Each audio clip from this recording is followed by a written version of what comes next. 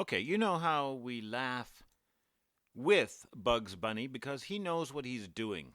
He's in control of the situation. He even breaks the fourth wall and lets us in on what he's doing. So we laugh with him.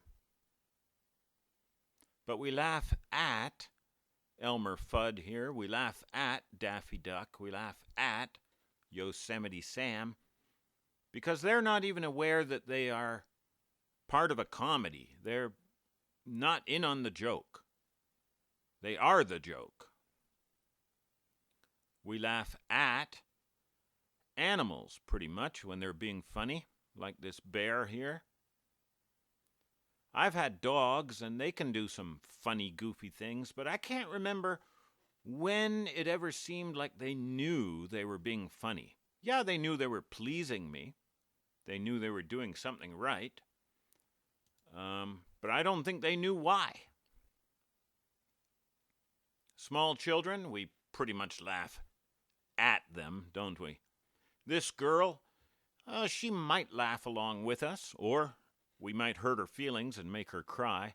But either way, she is the joke. Even my 7-year-old, she's very funny. But she herself is the joke. We laugh at her and with her. But her humor is goofy and silly and not very witty. If she does tell a joke, we probably laugh at how bad the joke is, frankly, how dumb it is, and we all laugh together. Yeah, we're definitely laughing at this girl, and she's laughing at herself. I think it's around age 10, 11, 12 when children get into more intelligent, wittier, smarter humor, at least intentionally and consistently. Our 12-year-old girl is there now, and she says all kinds of smart, funny things. She makes droll and incisive observations. She's very sarcastic. Little girls don't even get sarcasm. Yeah, Mommy and I, we laugh with the elder girl as she is into humor on our own level. Now, Hibagon, the Japanese Bigfoot, Sasquatch, Satori, Enko, Ohito, Yamabito, he's got lots of names here. One of them did something really, really funny that we found on this autumn's trip. I don't know if we're supposed to be laughing at him or with him. It's so... either way. Either he's just being dumb and silly and whimsical and unconsciously funny, or, and this is a big or, he's got a very dry, cheeky, intelligent, very intelligent sense of humor.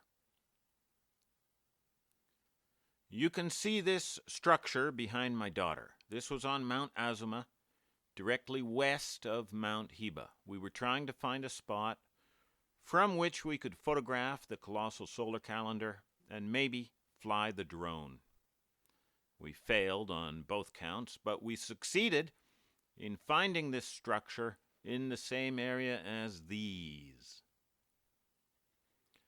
Now, what you might not be able to see is on top of this tree, about 10 feet up, maybe 10 feet, is a glove. It looks like an old cotton glove, and someone has put that glove on the top of the tree. No, it wasn't dropped here by a bird, because the tree goes into the wrist of the glove. In fact, somebody probably had to break off the top of the tree in order to put the glove on. The glove is fitted on the tree. Now, you had to have had hands in order to have done this. Now, a human could do it. That is physically possible, I admit. But the only way that I can think a human could do this is with a stepladder. You would need a stepladder. Did some guy, some elderly Japanese hiking guy carry a stepladder up here and then do this for a lark where nobody except me is ever going to see it or care? Yeah, well, maybe that same guy made all these structures around here, lifting all these big timbers all over the place and ripping a tree out of the ground and putting it back in upside down. No. No. A Bigfoot did this. We do see man-made materials here incorporated into structures. Now, in the field book of Sasquatch Structures by Christopher Noel, and that is required reading, none of the structures uses man-made materials, but we do see it here. I talked about it in the last video.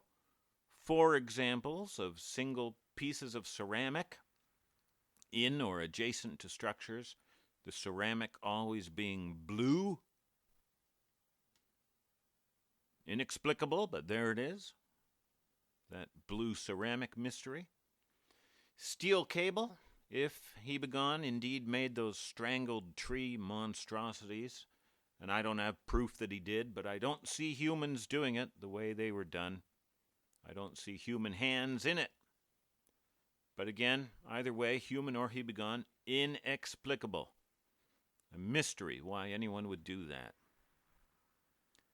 And we did have that tasteful, small stick arrangement in one of the latrines at our 1,300-year-old lost castle, incorporating a stick arrangement in a man-made 1,300-year-old latrine. And here with the glove. Now, I think I can explain this. Mount Hiba has a lot of human traffic on the main trails. Hikers drop things and lose things. And here in Japan, the next hiker coming along is going to invariably pick up the lost item and lay it on a rock or hang it on a tree. Yes. This morning on my way to work, I found examples of lost items. I found all these between my house and my office downtown. I don't know if you heard the phone ring.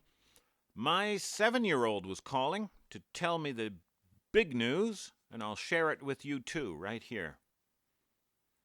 She has just broken her own hula hoop record with 431 good revolutions. 431. You heard it here first, ladies and gentlemen. Her world personal record. 431. Try to beat it. You just try to beat it. I double dare you. All right, so back to this. Here's what I think.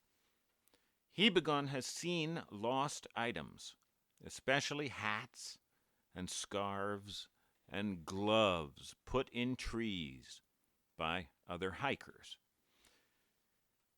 This Hibagon has copied that behavior. But the big question is he doing it like a 2-year-old, or is he doing it like a 12-year-old? Is he doing it not knowing what he's doing, or is he slyly and cheekily trolling us, knowing full well that the human owner of the glove, if he finds it, is never going to be able to get it down? I mean, that's a good joke. Sure, it's a little bit mean, but yeah, it's just teasing. It's not tormenting. It's like the thing a big brother would do to a little sister. And when your sister cries, you immediately take it down and give it back to her before mom comes, all bent out of shape, or heaven forbid, dad. Now, there are other possible explanations. Maybe the big guy just wanted to check out how gloves work. He's seen people putting them on, taking them off. Now he's found one, and he Well, it's too small for his enormous hand, so he's using this tree just to check out glove function. Or maybe he wanted to put human scent high up in the air for some reason. Or maybe he used the cotton absorbent cotton glove to put his own scent up in the air. Or maybe he is playing a joke, but it's not on us. It's on his buddy, the next Hibagon, who comes along and thinks, well, how in tarnation did one of those little creatures get his glove way up here? And that's the joke. Well, more than most of these structures, and we've seen some doozies, haven't we? But this one has really got me flummoxed. It is humorous. It's humorous to me, at least, so there, it's found humor, at the very least. I think it's intentional, somehow. Is it a 2-year-old's hit and miss humor, or is it a crafty, mischievous 12-year-old's? Well, I have to go with the 12-year-old. I think this Hibagon was knowing what he was doing. Seeing how they are, these hairy forest giant neighbors of ours are smarter than us in the woods. Not overall, not in every area. Yeah, we're smarter than them at backgammon and playing piano. But they're smarter than us at living in the mountains and living on their own terms. Lost and found structure. Here's your glove, tiny hairless person. There it is. I'll just leave it up there for you, 10 feet up. Why don't you get it? I don't see a dog or any other intelligent animal capable of, well, anything like this. Not even an ape. And apes can be pretty clownish and funny. But as far as thinking up their own pranks like this, no, I don't see it. This is mind-boggling to me, and I'll just leave you with this for this year. Thank you, everybody. Thank you, donors. Thank you, you who buy my books. Thank you. Thank you, everyone who comes and comments. Well, not every one of you, but everyone who comments nicely and encourages me and my family. Thank you. If you know any other examples of Bigfoot Sasquatch humor, put it in the comments. I think maybe some of the house slapping. Come along and slap your house at night is sort of the same adolescent cheekiness for laughs.